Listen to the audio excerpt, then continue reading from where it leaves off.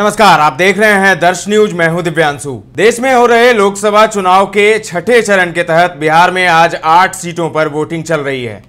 इसी क्रम में पश्चिमी चंपारण लोकसभा सीट पर बीजेपी प्रत्याशी डॉक्टर संजय जायसवाल अपने परिजनों के साथ बूथ पर पहुंच गए मतदान करने। जी हां, तस्वीरें सामने आई है। संजय जायसवाल जो कि वर्तमान सांसद भी हैं वहां से, और बीजेपी ने इस बार भी उन्हें टिकट दिया है, भरोसा उन पर जताया है। तो संजय जायसवाल पहुंचे बूथ पर अपने परिजनों के साथ मतदान करने। मतदान के बाद उन्होंने कहा कि देश में नरेंद्र मोदी की लहर चल रही है और विकास के नाम पर लोग अपना मताधिकार का प्रयोग कर रहे हैं।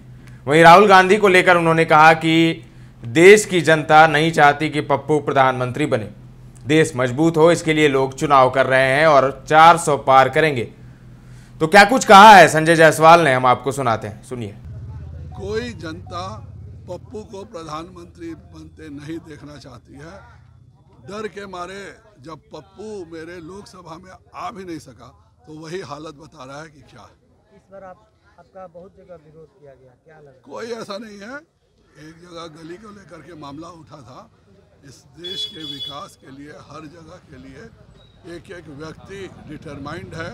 5 साल जिसने कुछ किया ही नहीं है, जिसके कोई जानता भी नहीं है, और 5 वर्ष विधायक रहने के बाद सबसे ज्यादा मतों से हारने का। तो सुना आपने, बीजेपी प्रत्याशी संजय जायसवाल को कह रहे थे कि बस एक आध जगहों पर शिकायत आई थी, लेकिन लोग विकास के मुद्दे पर वोट कर रहे हैं और जीत उन्हीं की होगी। बीजेपी की तरफ से बिहार में टिकट बांटने के पहले इस बात की चर्चा तेज थी। बीजेपी की तरफ से बिहार में टिकट बांटने के पहले इस बात की चर्चा तेज थी कि पूर्वी और पश्चिमी चंपारण के इलाके में पार्टी अपने कैंडिडेट को बदल सकती है। इसका सबसे बड़ा कारण कैंडिडेट के खिलाफ एंटी इनकम्बेंसी को माना जा रहा था, लेकिन बीजेपी ने अपने सभी कैंडिडेट को रिपीट कर चौंका दिया था। अब पश्चिमी चंपारण में जमीन पर पार्टी को इसका नुकसान होता हुआ दिखाई दे रहा है। पहले दिखाई दे रहा था, आज तो वोटिंग है, आज तो कुछ दिखाई नहीं दे रहा है, लेकिन इससे पहले लग रहा था ऐसा कि एंटी इनकम्बेंसी रहेगी। पश्चिमी चंपारण में संजय जायसवाल के खिलाफ लोगों में भारी नाराजगी देखी गई थी। ब्राह्मण, भूमियार और राजपूत जैसी जातियां तो बीजेपी के कोर वोटर्स माने ही जाते हैं, तो यहां संजय जायसवाल का खुलकर विरोध कर रहे थे। वहीं दूसरी तरफ कांग्रेस ने बेतिया के पूर्व विधायक रहे मदन मोहन तिवारी को अपना उम्मीदवार बनाया है।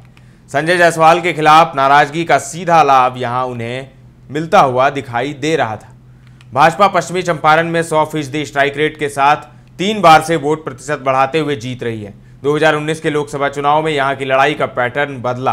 पहली बार आमने सामने ओबीसी उम्मीदवार थे। बीजेपी के डॉक्टर संजय जायसवाल के खिलाफ राष्ट्रीय लोक समता पार्टी के ब्रिजेश कुमार कुशवाहा थे। कुल 16,33,824 मतदाता में करीब 10,12,936 ने मतदान किया।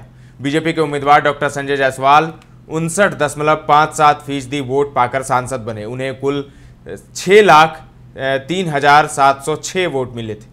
आरएलएसपी के उम्मीदवार ब्रिजेश कुमार कुशवाहा कुल 3,09,800 वोटों के साथ दूसरे स्थान पर रहे थे। 30.57% वोट पाने वाले कुशवाहा 2,93,906 वोटों से हार गए। तीसरे नंबर पर नोटा रहा। 45,699 वोटरों ने इसका प्रयोग किया। यह वोट कुल मतदाता का 4.51% था। पोलिंग बूथ की बात करें तो बीजेपी 76.5 पर आगे थी और आरएलएसपी 23.4 पोलिंग बूथ पर आगे थी। 2014 में पश्चिमी चंपारण संसदीय क्षेत्र में कुल 14,13,148 मतदाता थे। कुल वैध वोटों की संख्या 8,54,800 थी। इस वोट से भारतीय जनता पार्टी के उम्मीदवार डॉक्टर संजय जायसवाल जीते और सांसद बने। उन्हें कुल 3,71,232 वोट मिले थे।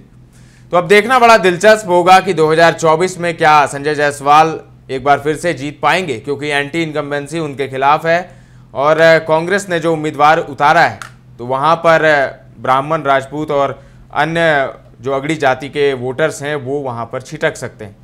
तो इस बार थोड़ी लड़ाई मुश्किल है संजय जायसवाल के लिए, लेकिन संजय जायसवाल आश्वस्त हैं और कह रहे हैं कि आखिरकार पीएम मोदी के नाम पर उन्हें वोट मिलेगा। पीएम मोदी के नाम पर जनता उन्हें एक बार फिर से संसद भेजेगी। तो अब देखते हैं क्या होता है। 4 जून को नतीजा आएगा। फिलहाल के लिए इतना ही। तमाम अपडेट्स देते रहेंगे, बने रहें दर्श न्यूज के साथ।